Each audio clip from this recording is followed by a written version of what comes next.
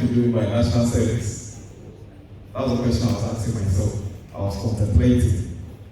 Because I need to work things out. If not, if you allow national service supposed to, trust me, it will take you forever.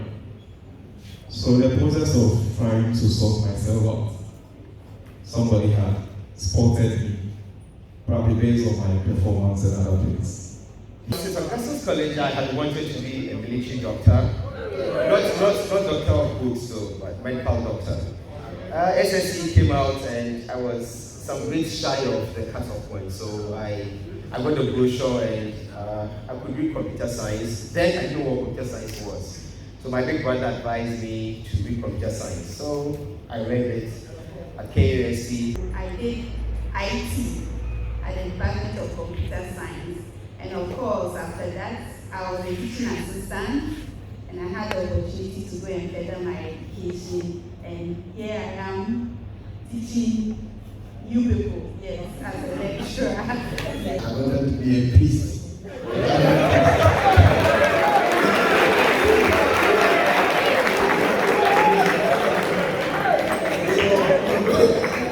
Because of that, right after my BGC, I went to a seminary school, precise, St. Mary's Seminary and Secondary School at Sunyani. So actually, if you look at my life, right throughout my seminary training, there was nothing like university. So right after my SSC, I wanted to go to Accra, that's to continue, but my parents denied, and they said I should come to the university. But then, what am I going to read? I also did business back at SS, so I wanted to also read. I come to the business school, but actually, I think one of my uncles told me that I can pursue computer science, which I got all the grades to. I passed very well. So I came to the department, so I was one of you. Like, I came to this school from 2005 to 2009. So I was a student like you on campus. So right after school, that's 2009, I wanted to go home, but since I got an opportunity to also do my service on campus, to be precise, at the medical school. When I was doing my service, I did a lot of work, I put in a lot of energy. So I want to say, by God's grace, right after service, I was made in this school, at the medical school, as a research assistant. I wanted to be like a musician.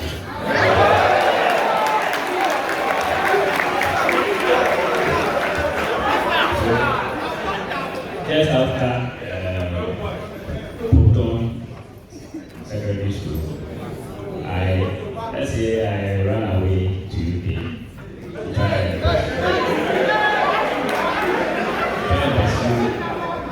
That music career path. I think they didn't work out, so I came back. Finished uni. After uni, I got posted to ATU as a teaching assistant at the computer science department. So that's where my life changed. And there was nothing like computing in the beginning, but when I traveled through some stuff, I got to know a bit of computing.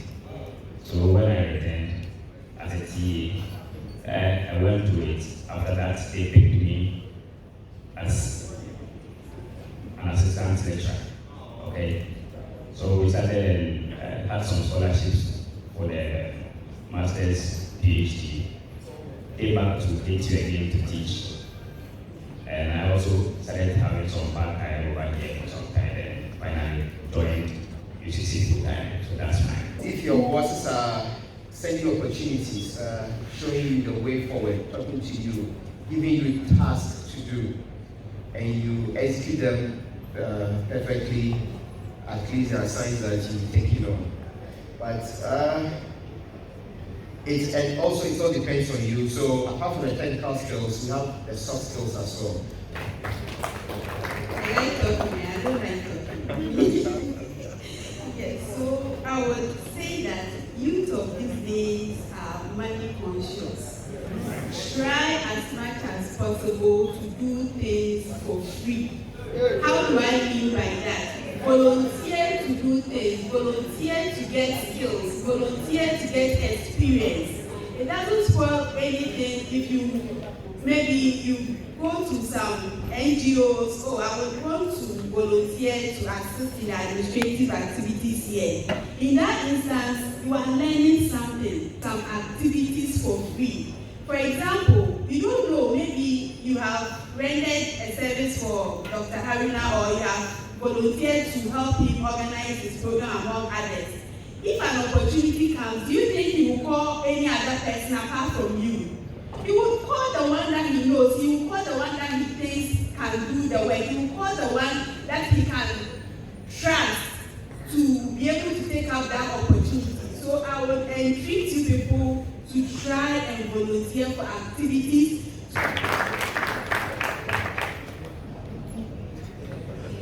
Just to add up, national service.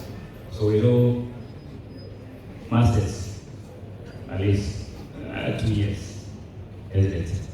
So if you are in a company or an institution whereby you know that is not where they are not going to even pick you up, and they are sending you as Dr. Haruna, you can also take advantage of maybe applying for a master's program.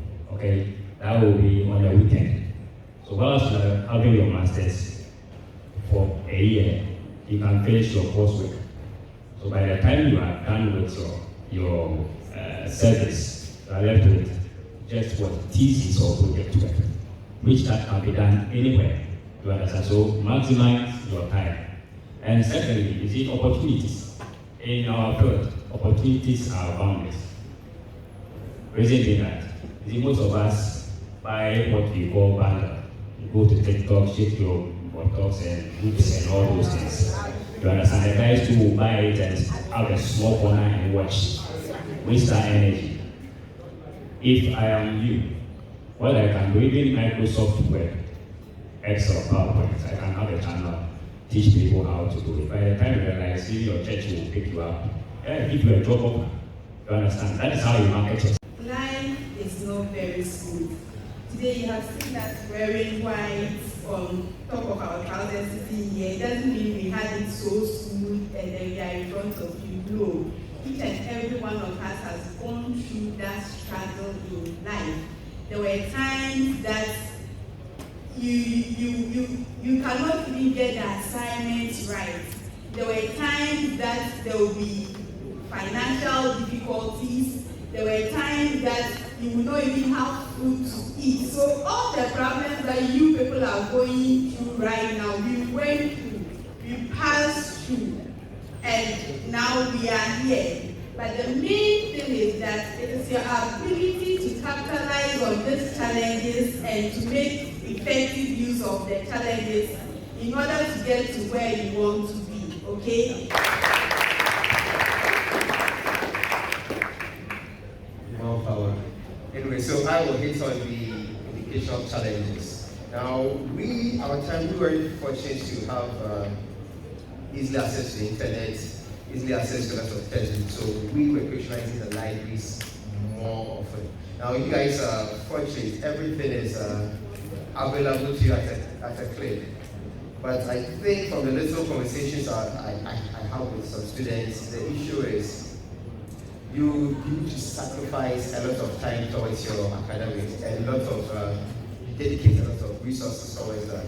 Now, if you are a football type, you like children and all that, you can have 1 day set aside for that.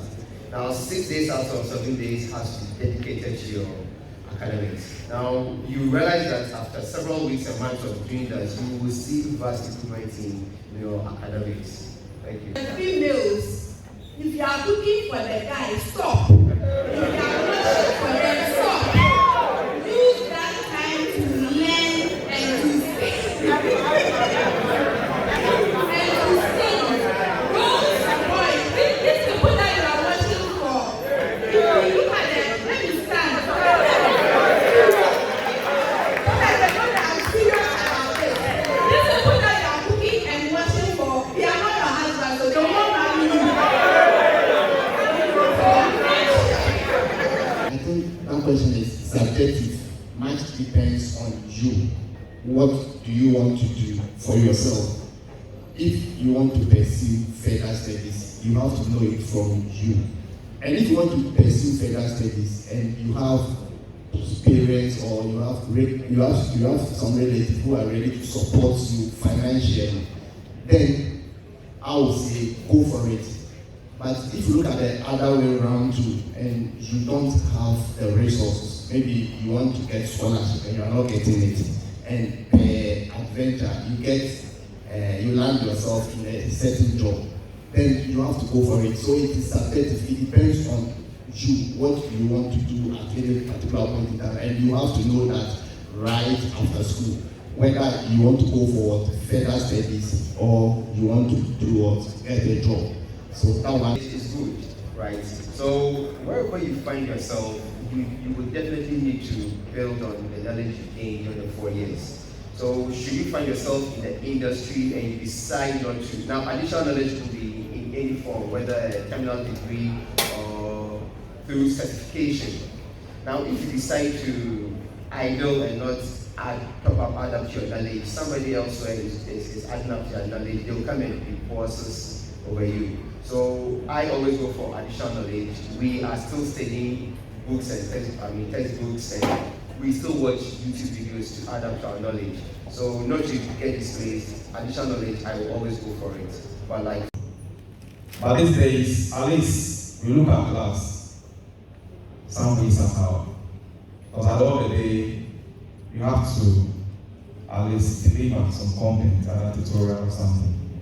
You have to be somehow good. So it doesn't take much. If you do your national service at the department, you get to have the exposure, because to teach is all about engaging students and everything. So these days, you need to, first, it's a good practice to look at the lecturers. You can attach yourself with a lecturer. I would like to work with this lecturer. I mean, you see them every day. They teach, they deliver. You have favorites, you join them.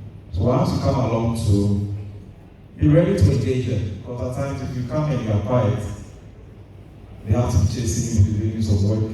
They might not take you anywhere. So to apply for service, you just come in. I mean, like I said, at least these days, we are having a lot. You have to screen. By screening, you look at the CGPA. Okay, we are not looking at first class these days. I know that the first class is a department somehow limited. But once you are willing to, study and work with us, we are ready to work with you. So if you do your service, it's a good thing.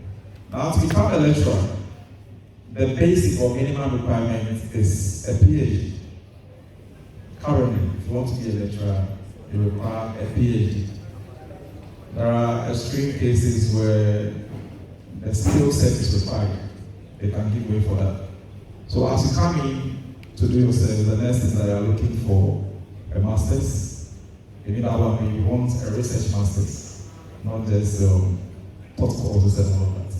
And then we advise you to go ahead and finish your PhD, and you can apply as a lecturer, and then that's where your journey starts. Thank you very much.